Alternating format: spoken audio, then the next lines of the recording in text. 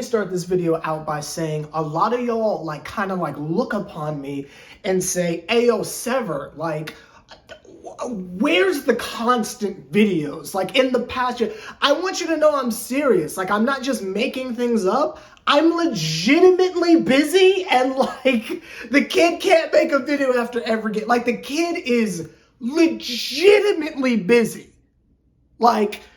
I am rock star by definition and not theory anymore. The kid is busy, but that's not here nor there. So I saw the last two games. I haven't seen the Cavs game yet. I know we lost, but I haven't watched the game yet. I still watch all the games. I just cannot make a video after everyone. I don't have the time, but we are going to discuss the Cavs game tomorrow. My schedule aligns for me to sit down, watch it, and make a video afterwards. So we'll talk about the Cavs game tomorrow. It's going to be interesting to see because Ben Simmons started at point guard because now there's no Spencer Dinwiddie.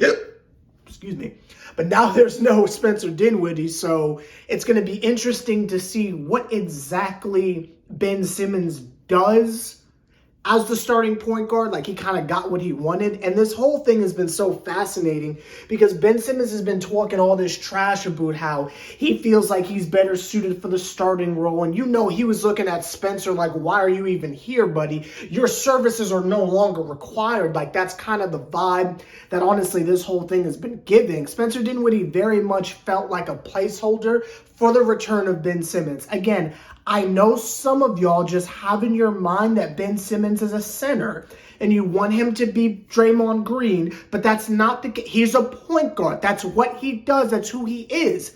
But things just got a little bit more complicated because we have acquired Dennis Schröder. Now, if I spelled his name correctly in the title of this video, I think I deserve a thumbs up just off the strength of that alone, but that's not here nor there. I would just like to point out that things have gotten a little bit more interesting. Now, the Thaddeus Young dude or whatever, from my understanding, y'all are familiar with him. I don't know who that is, but y'all are familiar with him. He was apparently on the Nets at one point. And there's some other dude we got from the Suns that can shoot threes. I think he came in the Royce O'Neal deal, I think. I'm not really quite sure. But shout out to him. He's another wing. Cool. There were times in our last game, not the Sixers game. Who do we play last? Mavericks. During the Mavericks game where we literally had Claxton and 4 point guards out there, and it's just what are we doing? So I guess more wings are cool. I don't see the harm in letting the kids play, but that's neither here nor there. But let's just go through this shenanigans real quick. So in is Schröder and 2 other people that I don't care about. No offense. I'm sure you're great people. I might end up loving you. But in the short term, I don't care. So Schröder, 2 other people, right? The people leaving are Spencer Dinwiddie, which I did my own, little tap dance, get him out. Should have never came back to begin with. And I just think it's very, in a messed up way. It's terrible for him because he got shipped out after he tore his ACL or whatever happened on Christmas against the Warriors 3 years ago. I can't even remember at this point. But he gets hurt. They're saying he's going to come back in the finals. We don't make it past the Bucks in the second round. So you trade. Well, he wasn't traded. We just kind of let him go for nothing. Did we trade him to the Wizards? I can't remember. I just know we didn't get anything for him. So he was gone. Then he gets sent over to the Mavericks where he has his moment for life. No Nicki Minaj, no Drake. Then he comes back to us in the Kyrie deal only to get traded again. Now he's going to another country. He's going on for RJ Barrett and Emmanuel Quickly up in Toronto. But then the Raptors are going to waive him, which, again, he's just going through it. But at least he doesn't have to move because he's getting waived. So shout out to him. Maybe the Knicks need a backup point guard. I don't know. So there's that. Joe Harris also got waived, which I just found hilarious, but that's not neither there. But it's just, so with Spencer gone, we have replaced him with Schröder, which is great. I don't know if I've ever said this on any of my channels, but I'm a Dennis Schröder guy. I think he's great. I've always liked Dennis Schröder. You know, I liked him over Jeff Teague in Atlanta. Maybe that's a hot take, especially because one of them has a podcast now. I don't know. I've always liked Schröder. It's just when Trey came to town, it's like, be gone with you, you bum. But I always liked Schröder. And correct me if I'm wrong, but doesn't he have a ring? I might be wrong, but didn't he get a ring with Rondo and them on the Lakers in the bubble? Maybe I'm off on that. I'm not quite sure. But shout out to Schröder. I mess with him quite heavily. It's just an interesting dynamic where we have Dennis Schröder, Dennis Smith Jr. So that's already two Dennis. We got two Cams and two Dennises. So that's number one. Dennis Schröder, Dennis Smith Jr., and Ben Simmons. Now, I believe that Dennis Smith Jr. is good enough on defense, and he remembered how to dunk, so I think he is good enough to be the starting point guard. Right? But then you got Dennis Schröder, who's really, really good, and he's like Dennis Smith, but he can shoot. So it's like, that's a lot, right? But then you got Ben Simmons, who's on a literal max. So it's just like, what are we supposed to do with this information now? Royce O'Neal is gone as well. That's a crying shame. Out of everyone that had to be shipped away, I don't understand how Royce O'Neal is a part of that equation. It should have been Finney Smith. It should have been Cam Johnson. This is insanity to me. But it is what it is. Royce is gone. I will miss him. There were times where I could genuinely say when he starts, we don't lose. But now he's not even on the team. I don't know what the Nets are doing. But we have such a weird conundrum right now, and I'm trying to figure out what the solution is. Because we have 3 point guards that, for the most part, except for a major difference in size from Ben to the other two, they're the same player. It's just one dude's name is considerably harder to spell. And he can shoot. So it's just like, I don't know how to feel about this. Obviously, he's better than Spencer Dinwiddie, but it's just like, him and Dennis are the same person to me. So it's like, I don't know how it is we move forward with that, especially if Ben Simmons is starting at point guard on a minutes restriction. I'm not entirely sure what we're doing here. And then you listen to the Sean Marks interview, and it's even more confusing. Which, where has he been, by the way? But he gets up there, and he's strutting his feathers like, you know, oh, there might be some confusion right now, but 8 years ago, people were wondering what the plan was, and look what we did. Yeah, look what you did. Look where we have ended up from your decision-making. If you ask me, history repeated itself. Now, in the moment, y'all said I was crazy, but I want to bring this up one more time. What is the difference between Harden, Kyrie, and Kevin Durant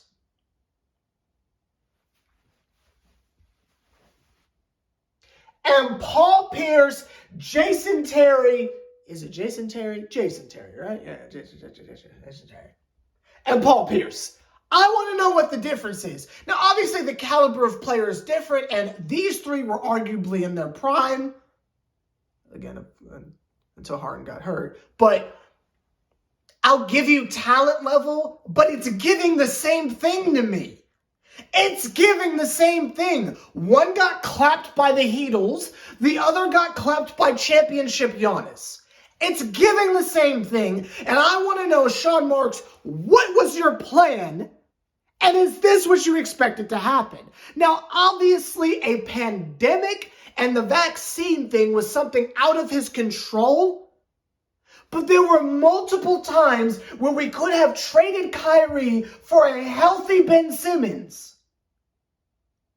There was multiple times you could have did that. They're the ones that traded Harden. So you can't put that on us. Kyrie was a part-time player, and James Harden was the only healthy superstar we had because Kevin Durant was hurt because he was always hurt. Now, again, hindsight is, you feel me? A lot of y'all weren't there. A lot of y'all don't remember, but that's what Sever the Bond is for, to remind you. Kevin Durant was always hurt. Kyrie Irving was always hurt. Then he legally couldn't play. And all we had was James Harden. But y'all couldn't wait for him to go, only for Ben Simmons to come, who did not play until this year. I mean, he played a little bit last year, but he still got hurt because he got slapped in the face, and somehow that messed up his knee and his back. Then his knee got better, and he hurt his back. Then he was fine. Then he needed to load manage. Then he hurt his back again. Then he came back. Then he hurt his knee. Then he came back. Then he needed load management for his back. And now he's back starting on a minutes restriction. I want to know, Sean, what are you referring to when you say individuals didn't know the plan in the past? Because how he was describing the timeline, especially like alluding to Karras and Jared Allen as in, draft capital that you acquired and built up as assets. Do you see draft picks as assets? Because how many times does the Nets organization need to understand that trading your future for disgruntled superstars does not work? How many more times do we have to go through this? Because for y'all, this will be time number 3. This will just be 2 for me. But for y'all, this will be time number 3. And let me tell you something. Them bums across the bridge are going to learn that the hard way. They done got rid of Quickly. They done got rid of... To bring back Alex... Like, they are going to learn the hard way. Put your faith in Julius and Bogdanovich and see what happens. That's not even the good bogey from Atlanta. But that's not a hit on there. But everybody got to learn. Everybody got to learn. Everybody got to learn. The difference is the Nets have already done this twice. And the fact that Sean Marks has an open roster spot. You got rid of Harry Giles or whoever, but you have an open roster spot to look at the buyout market? What did we learn? No shot at Blake Griffin, that's my guy. But how did that end? No shot to LaMarcus Aldridge because that's my guy. But he literally died.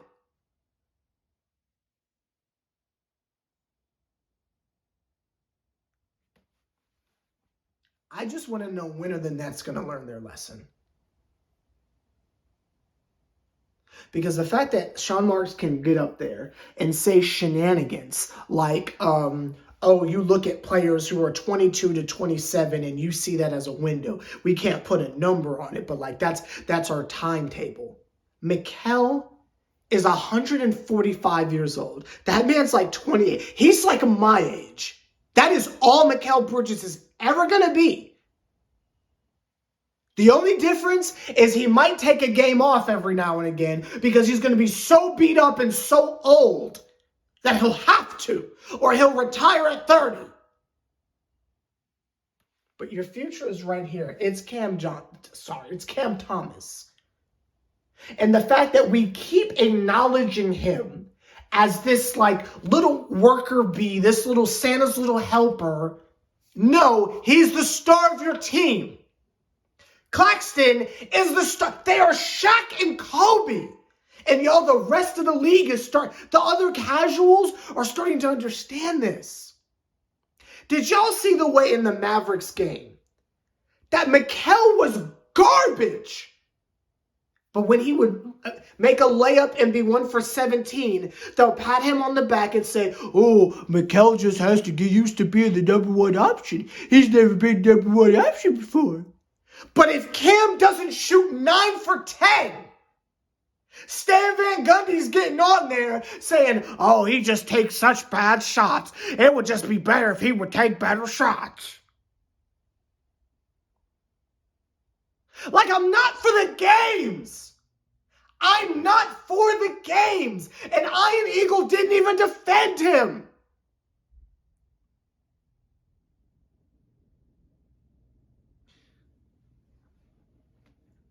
I need the Nets to wake up and understand the opportunity that they have. The point of the church of blow it up is to get to where we are right now. There just needs to be a mild shift in mentality.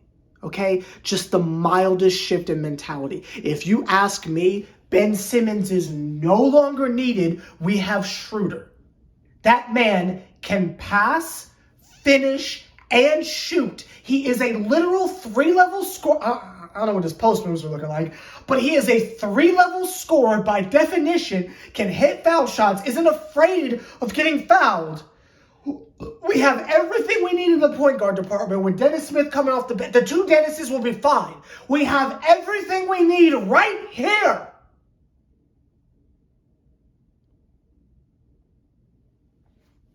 Ben Simmons is no longer necessary. Ben Simmons is no longer a part of any equations in my book. This is permission to get rid of him at this point. Whether it's a buyout because nobody wants him or whatever it takes. Get that bum off the team. Because again, I haven't seen the Cavs game yet. I'm going to watch it tomorrow and I'm going to get back with y'all. But he started 2 games now. And this time he was a point guard. He got what he wanted to run the team, and we still got blown out.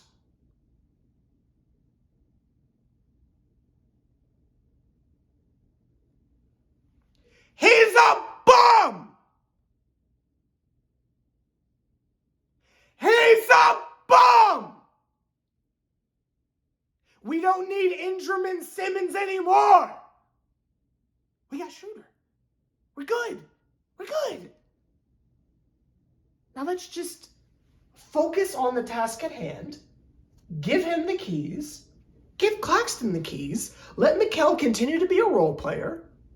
And we'll just pretend this season didn't happen, right? We'll just pretend this season didn't happen. And I want y'all to ignore Sean Marks when he gets up there and say the goal is the playoffs. Sir.